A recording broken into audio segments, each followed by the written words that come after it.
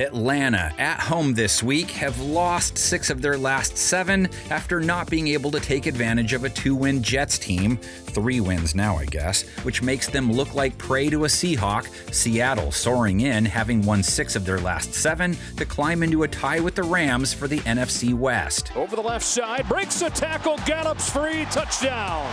First one of the day for the Seahawks offense.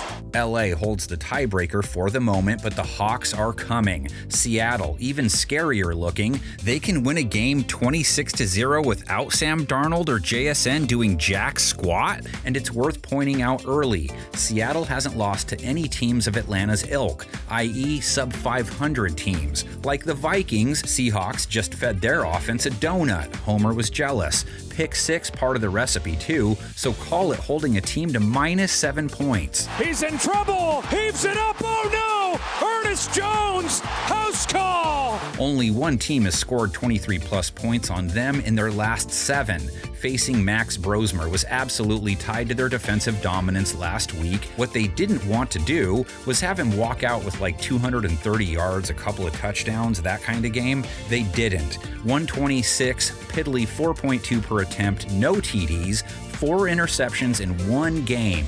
Al Bundy salutes you. Another pick for Ernest Jones, broken up by Job, and then Ernest Jones got his 2nd pick of the day. They're now holding quarterbacks to the 5th lowest rating, so not just a Brosmer thing. Sacked him 4 times too. 4th most bags now. Was the usual suspects. Uchenna Nwosu half a sack, has 6 for the year now. Byron Murphy his 7th. DeMarcus Lawrence his 5th. Leonard Williams his 7th. Brosmer gets buried. Byron Murphy. None of those guys have a limp either. But with Atlanta, the question starts with how do you handle backs, because Atlanta's offense is Bijan-centric. Seattle only faced 6 Jordan Mason rush attempts, got away for a 24-yarder, so he averaged 7.8 an attempt, but they held Minnesota to 66 rush yards, and they remain the hardest team on running backs for 2025, holding them to 3.5 a carry. Blitz is coming. They run into it, and boy, they pay the price. Drake Thomas, who's come out of nowhere this year. They have faced the 2nd most pass attempts to running backs too, holding them to a 95 rating, better than the league average. Robinson's average, 49 receiving yards per game, 51 last week. Play action here. Cousins steps up, dumps it off. It's Robinson. First down and more.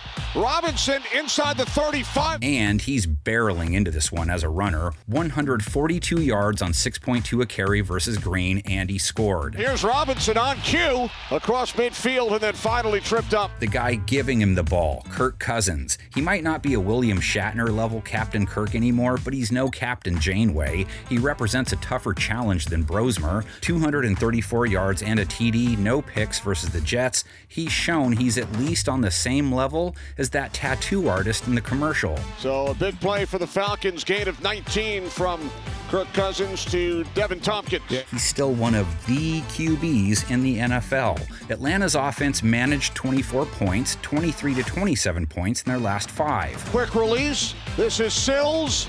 And Sills takes it in for a Falcons touchdown. Only 4 for 12 on 3rd down. Drake London could help there if he returns from injury. He's been shifted from week to week to day, so maybe he makes it back this week. Cousins turned to Darnell Mooney 5 times versus the Jets, only 2 catches, 25 yards, loaded up on some pits. That's not a bad thing if it's not your older brother forcing them into your face. 7 catches, 82 yards for Kyle. That's what they've been wanting from Kyle Pitts ever since he got here. That was Pitt's season high in yards. Not that many fewer than Darnold threw for versus Minnesota. Let's get it out of the way. Darnold, 128 yards, a 67 rate, no touchdowns, only accounted for 19 points. Broken up and incomplete. It was 1 on 3.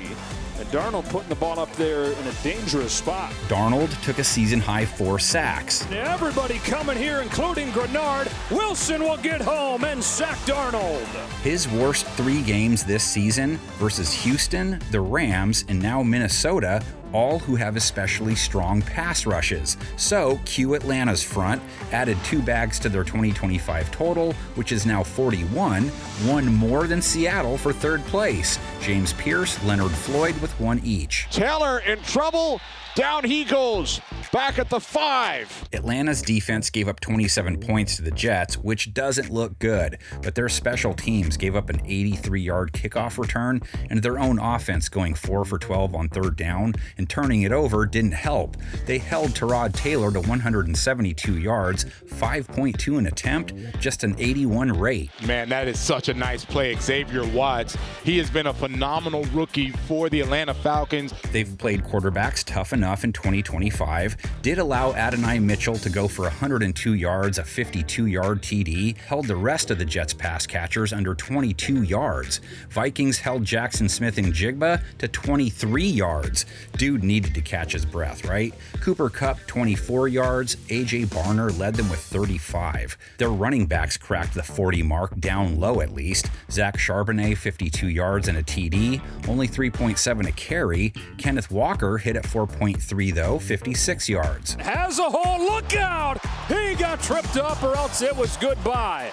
Walker on a solid 4-game run, 56 to 71 yards in each, 4-2 or better in each. Now he tries to keep it going against a Falcons front that held Breece Hall to 3.6 per attempt. There's Hall on 2nd and 3. Diablo takes him down for a loss of a yard. Seattle has taken 3 of their last 4 in this Battle of the Birds, up 13-9 all-time. Took the very first meeting between the two back in 1976, was the Hawks' second ever as a franchise.